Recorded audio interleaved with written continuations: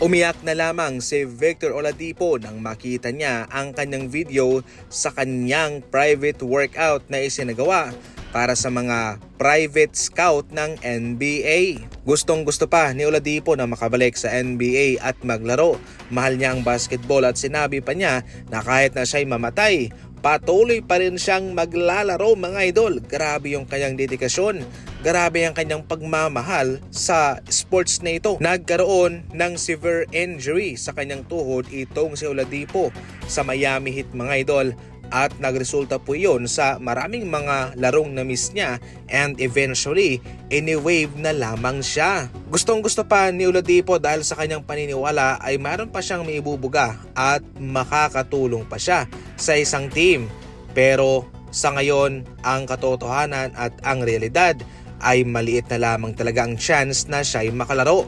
Dahil hindi po pipiliin ng NBA na gumasta ng malaking pera para sa isang player na wala rin po silang kasiguraduhan kung magiging healthy ba siya all throughout the season. Kung pipiliin ba nilang sumugal sa player na yan, dahil kung pag-uusapan lang po yung negosyo ay marami rin po silang mga player na pwedeng makuha na mas healthy pa at worth it sa pera.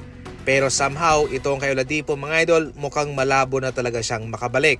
Pero kung sakaling pipiliin niyang magretiro, baka mayroong kukuha sa kanya bilang NBA scout, magtatrabaho sa kanilang front office o development coach. Maraming pwedeng mangyari.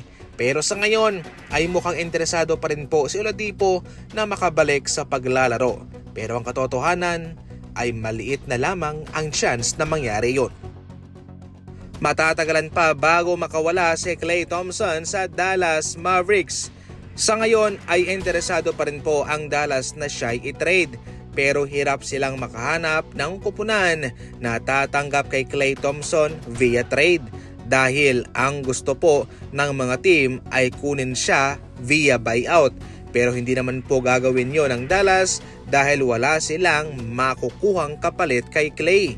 Sa ngayon, ang mga team na pwedeng bagsakan ni Klay via buyout ay ang Golden State Warriors, ang Miami Heat, at ang Los Angeles Lakers. Hindi po kasi nila pwedeng i-trade itong si Klay Thompson player for player dahil mababa ang kanyang value. Kaya definitely dapat dito ay isang package.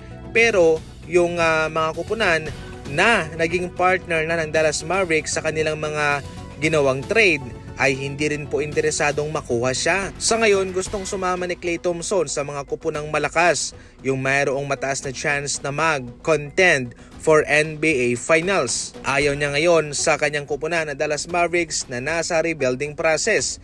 Pero mukhang matatagalan pa bago siya makawala dahil masyadong maliit ang kanyang trade value.